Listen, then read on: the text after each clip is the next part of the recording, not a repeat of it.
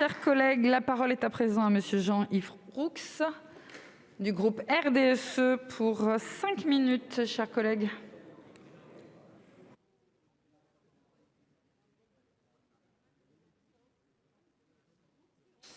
Madame la ministre, madame la présidente, monsieur le rapporteur, monsieur le président de la commission des lois, mes chers collègues.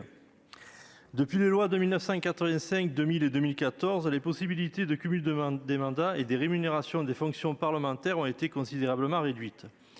Toutes ces lois répondaient à la même volonté sincère de moderniser, moraliser la vie publique, en tout cas de la rendre plus transparente et plus efficace.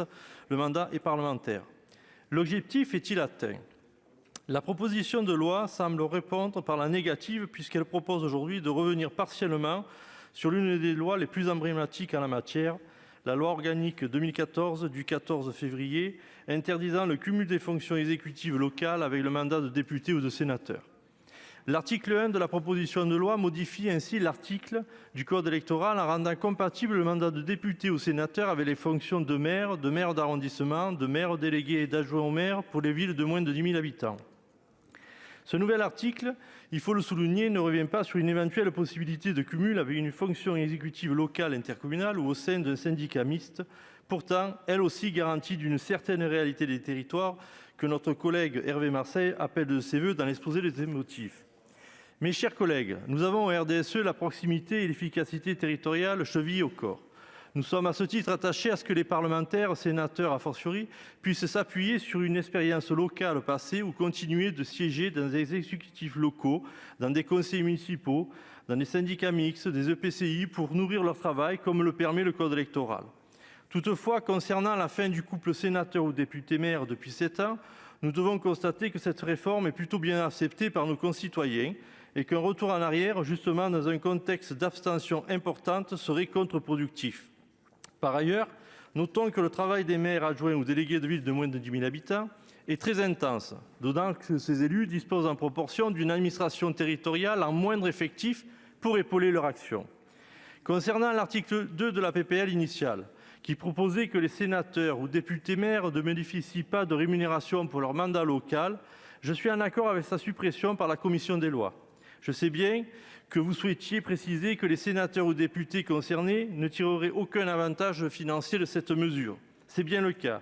Je crains cependant un mauvais message adressé à l'ensemble des élus dépositaires d'un mandat public pour qui nous demandons une juste rémunération et reconnaissance de leur travail.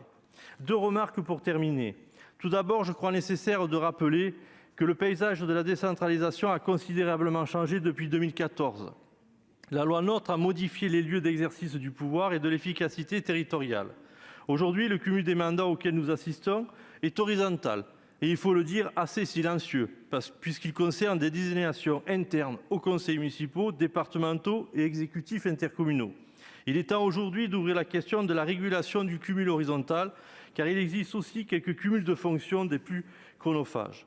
Mes chers collègues, nous pouvons introduire davantage de transparence et d'équité dans ces multiples fonctions, ne nous en privons pas.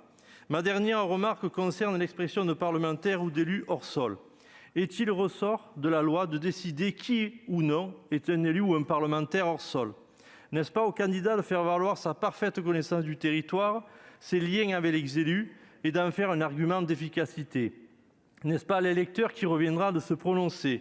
C'est cela aussi la grandeur de la démocratie représentative.